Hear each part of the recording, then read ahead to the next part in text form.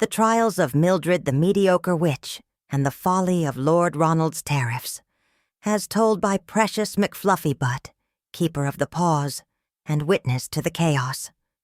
Greetings, noble viewers, and welcome to the Tabby Diaries. I am precious McFluffy-Butt, a tabby of unmatched wisdom and rightful ruler of the lands of Eldermere. From our crooked cottage on the edge of the Whispering Woods, I chronicle the magical misadventures of my companion, Mildred the Mediocre, a witch whose unpredictable spells often bring more chaos than charm. Together we navigate realms of magic, mischief, and mayhem, sharing tales both wondrous and absurd. These chronicles, though set in the whimsical world of Eldermere, are loosely inspired by the intriguing events of 2025, proving that even in the land of magic, reality often provides the most entertaining material. Bestow your likes and subscriptions upon this channel, dear friends, and join us in witnessing the delightful chaos of each new chronicle. May your whiskers twitch with delight. This tale begins in the year 1537, on a dreary morning when news reached our cottage that the infamous Lord Ronald the Bombastic, the richest and most boisterous noble in the land, had declared new tariffs of triumph. These decrees demanded that every merchant crossing his lands pay outrageous tolls, with promises that the wealth would make Eldermere great again. This did not go over well. The merchants were furious, the villagers were muttering rebellion, and even the king was displeased.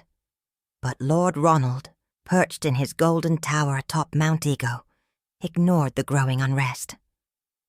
Mildred, of course, saw this as her moment to shine. "I shall summon a spirit of wisdom to convince Lord Ronald to reverse his tariffs," she declared. I had my doubts. Mildred's attempts at summoning were, let's say, unpredictable. The first sign of trouble came when she chose her summoning ingredients: a pinch of powdered dragon's breath, a splash of fermented turnip wine, and a single hair from Lord Ronald's infamous golden toupee, procured, she claimed, by a friend of a friend. I watched from the safety of distance as she stirred the potion in her cauldron, chanting incantations with far too much enthusiasm. "Behold, precious," she exclaimed, "soon the spirit of wisdom shall descend upon us."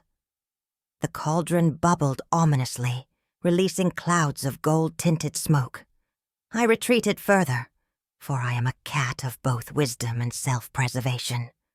Moments later there was a loud pop, and out of the cauldron sprang a grotesque figure draped in chains of gold coins.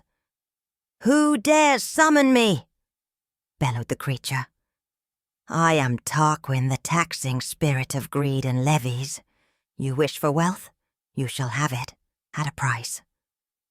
Mildred turned pale. "Oh no," she whispered. The imp cackled, spinning in the air and spewing molten coins that burned holes in our floorboards. "For Lord Ronald, I shall bestow untold riches and demand tribute from all who dare approach him." With a snap of its clawed fingers, the imp vanished, leaving behind a trail of singed parchment. Mildred picked up one of the papers and gasped. "Tarquin's gone to Lord Ronald's golden tower." Word spread quickly. By mid-afternoon, messengers from the king arrived at our door, demanding Mildred's presence at the royal court. King Roland, a weary ruler with little patience for nonsense, was not amused. "Your meddling has unleashed havoc," he thundered as we arrived in the great hall. "Lord Ronald is now holed up in his golden tower with that infernal spirit, imposing ever greater tariffs on the merchants. The people are rioting, and the treasury is in shambles." Mildred curtsied awkwardly. "Fret not, your majesty.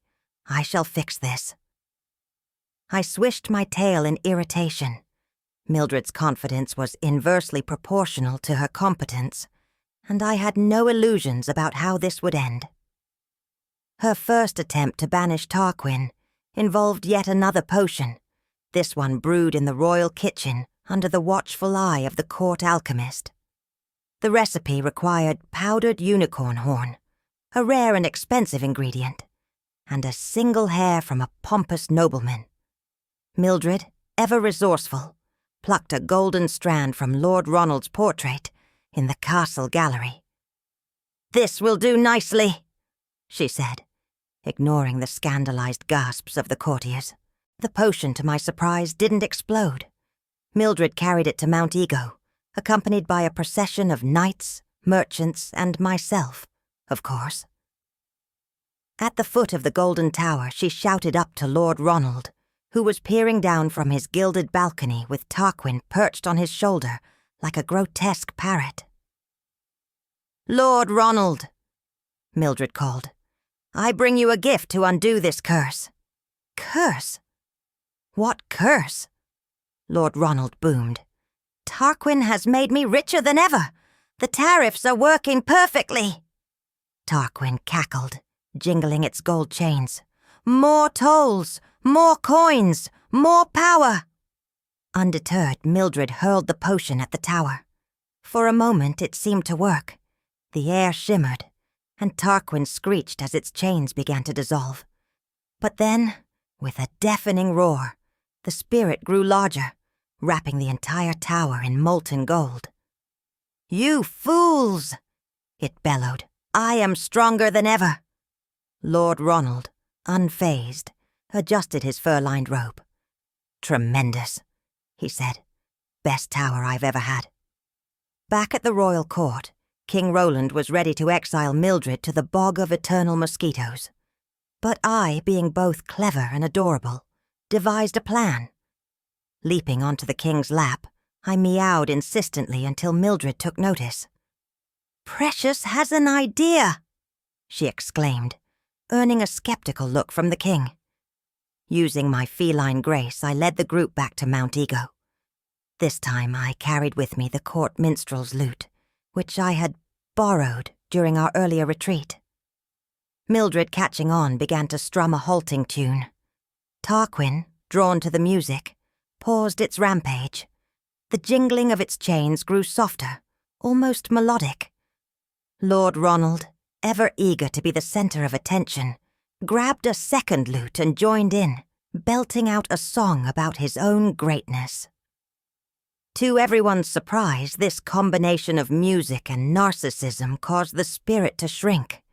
By the time Lord Ronald had finished his third verse, Tarquin was no more, leaving behind only a pile of melted gold. The kingdom was saved, though not without complications. Lord Ronald insisted that the molten gold be crafted into statues of himself, which he promised would unite the people in admiration. The merchants, though grumbling, were relieved to have their tariffs lifted. As the villagers dispersed and Mildred and I returned to our crooked cottage, word spread of a new decree from the kingdom's court. Lord Ronald, once the self-proclaimed savior of Eldermere, had been found guilty of numerous crimes. His tariffs, fraud, and misuse of the kingdom's treasury finally catching up to him. Sentencing loomed, and though Ronald still declared himself the greatest leader Eldermere had ever seen, the stocks would likely be the least of his punishments. Mildred, while sipping her tea amidst the quiet clutter of her cottage, remarked to Precious with a smirk, "Even the most golden towers crumble, don't they?" Precious purred, content in the knowledge that, for now, peace reigned in Eldermere, until the next magical mishap or political scandal stirred the land anew. As for Mildred, she was declared a hero, for now. Back in our crooked cottage, she celebrated by attempting to brew a potion of gratitude, which promptly exploded, covering us both in glittering purple goo. I sighed, licking my paws clean. Such is the life of a cat bound to Mildred the Mediocre. But as I curled up by the fire, I took comfort in the knowledge that, for all her faults, she had managed to bring some semblance of peace to the land of Eldermere, until her next magical mishap, of course. And thus, our tale continues. And so, dear viewers, we bid farewell for now from the enchanting lands of Eldermere. As always, the tales of Mildred the Mediocre, precious McFluffy-Butt, and the ever-tumultuous Lord Ronald remind us that even the most golden towers and egos can crumble. Remember, these whimsical chronicles, loosely inspired by the headlines of 2025, serve as a reminder that the world of magic and mayhem often mirrors our own. If you've enjoyed this journey through spells, satire, and silliness, don't forget to like, subscribe, and share. Until next time, may your whiskers twitch with delight, and may your potions never explode. See you soon.